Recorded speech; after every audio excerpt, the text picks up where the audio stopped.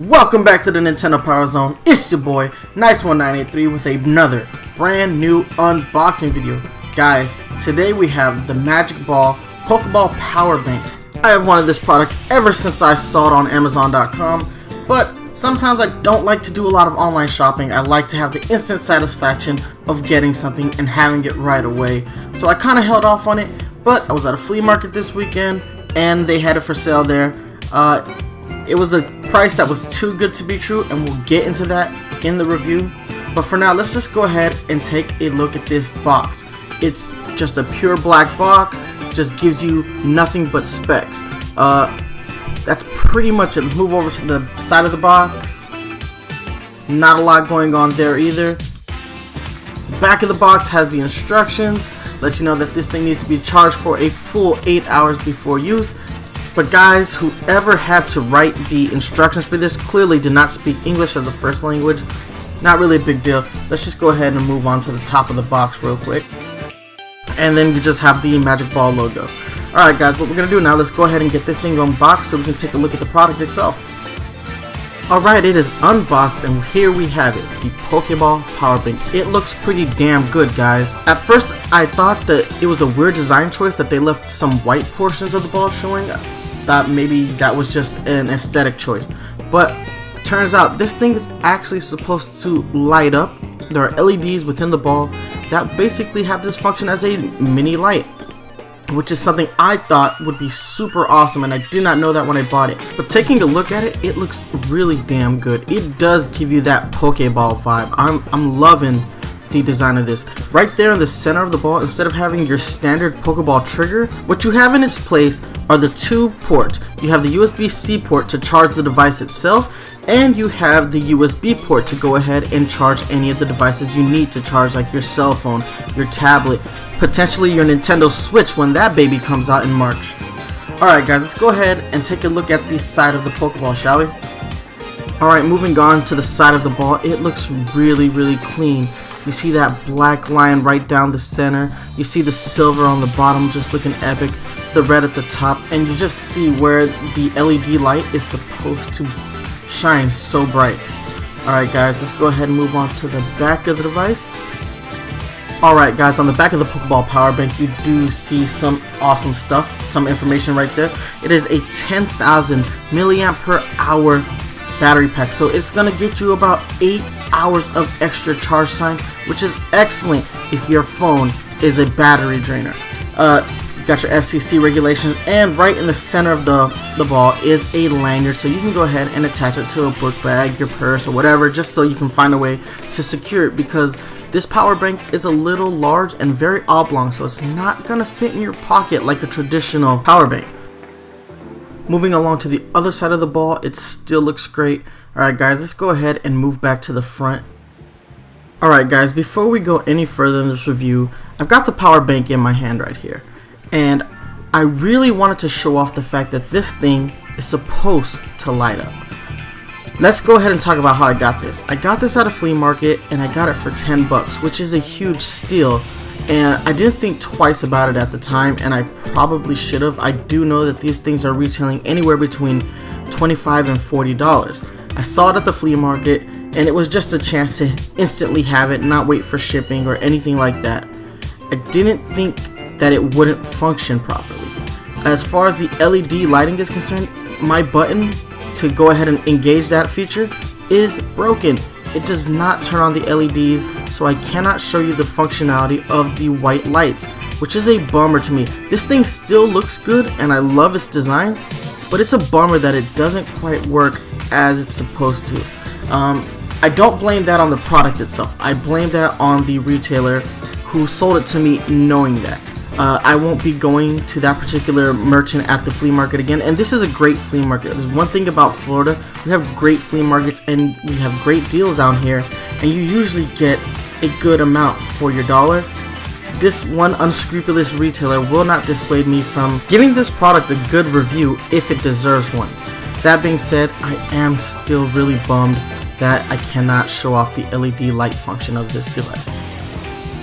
Alright guys, before we move into comparison time, I just wanted to show off what this device looks like standing next to one of my larger scale Pikachu figures.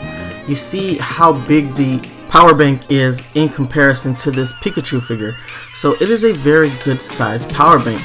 Moving into comparison time, I have it here next to the Burger King promo Pokeball from 1999, and on the other side of the power bank we have the mini Great Ball that Mario After Party brought us from the Pokemon Center in Japan. What I kind of like about the power bank is because of the way they designed the LED lighting, it actually kind of looks like the regular Pokeball design is kind of infused with that of the Great Ball design, so it does look really slick, and you do again get a nice scale reference when you look at it compared to these other sized balls. Alright guys, let's go ahead and compare it to another power bank that we have here. And we have the Pikachu power bank from ThinkGeek, which is another really well designed Pokemon style power bank.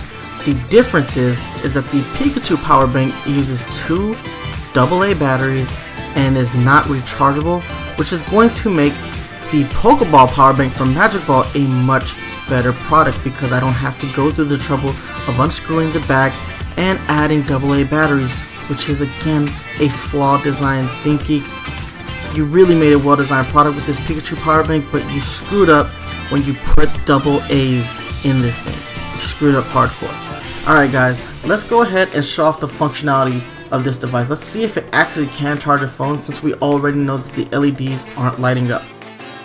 Alright, so I got this thing plugged into my phone, and to my surprise it's actually charging. Thank God, because this would have been a total bust if the LED lights didn't work and the charging function didn't work. I would be so heartbroken because I really like this Pokeball and I really would at least like the chance to use it. Alright guys, let's see what happens if we wait about 10 minutes, see how much of a charge it gets. Alright guys, so hit the 10-minute mark and it actually charged my phone up to 13%, which is not bad. That's pretty quick for just a 10-minute charge. So I have to assume that this thing is actually going to function with the fast charge mode on my Samsung Galaxy S7. So I'm really pleased that this is functioning, and because it's a 10,000 milliamp battery pack, I know that I'm at least gonna get 8 hours of charge time with this thing. So again, I am super pleased that this thing works on that level. Again, I don't blame the product for the LEDs not working. I blame the retailer, who most likely knew that this product didn't function 100%, and that's why they sold it to me at that price. I should have expected it. I got burned, but that's on me, not the product itself. Alright guys, it is score time, and it is my favorite time. Why? Because I get to tell you whether a product is worth your hard-earned money. So let's go ahead and talk about this power bank. Like I said, it normally retails anywhere between $24.99 and $40, which in my opinion is a very good price to pay for a stylized power bank like this. I bought another power bank recently at GameStop. I paid $25 for that one. It's very plain, just a standard silver box power bank, but it holds about the same amount of charge as this power bank. So it's nice to know that this thing actually stacks up to a more traditional style power bank. This thing is, as far as its functionality is concerned, it's going to get a 10 because it charges my device perfectly. After 2 hours of charging, my cell phone was fully charged, and that is awesome. I really wish the LED function worked on this device. It sucks that it doesn't, but I have seen what it looks like when it is lit up, and it looks pretty damn awesome. So if you get a working unit, this thing is perfect as far as its functionality. You get a great charge, and this thing kind of doubles as a flashlight if you need it to, which is pretty damn awesome. Moving on to the design, I really enjoy this stylized choice that they picked for it. It is like the cross between a Pokeball and a Great Ball, but knowing that the style choice was more of a design for its LED functionality, that is super awesome. That is a great way to showcase those LED lights on a Pokeball. So this thing looks great. As far as the paint is concerned, the paint job is immaculate. I am very pleased with the way this thing looks. Aesthetically, this thing also gets a 10. So guys, final score, it gets a perfect 10 out of 10. it gets our official Nintendo PowerZone seal of quality. Even though my unit doesn't work, that doesn't hurt the score of this device, because if you get a unit that does work, you have this great LED flashlight Pokeball power bank that looks fucking incredible. Again, I want to reiterate this one more time because I truly only blame the retailer. I don't blame the product itself. Guys, if you want to get one of these, I suggest you just suck it up and go ahead and spend anywhere between the $25 and $40 that you're gonna see on Amazon. I'll take the hit for you guys on this one because I'm super bummed out that mine doesn't work, but at least it can charge my phone, which is what I actually just need it for. It never hurts to have too many power banks in my opinion, because I play a lot of Pokemon Go on my phone and I do a lot of other stuff on my phone, so having all these extra options to charge my phone is a must.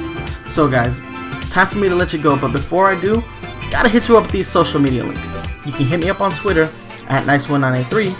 You can email me at nice1983@gmail.com. Go ahead and check out the Facebook page, facebook.com/Nintendo PowerZone, all one word. If you're a fan of the Nintendo PowerZone podcast, you can always download new episodes on iTunes, Google Play Music, stream new episodes on Stitcher Radio, and on the 29th of every month, you can join us while we record the live version of the show. We have the chat box open, so if you have any questions you want to ask us while we're live on air, feel free. We will definitely read those questions on there. We will definitely acknowledge anybody who comes, watches us live, and wants to interact with the podcast. And last but not least, guys, you can catch a new unboxing video every Wednesday at 3 p.m. right here on YouTube. youtube.com/user/thearticle. THAARTICLE. That's going to be it for this episode of Nintendo PowerZone Unboxing. Thank you so much for watching, and watch out for Amiibo Hunters on the prowl. Deuces!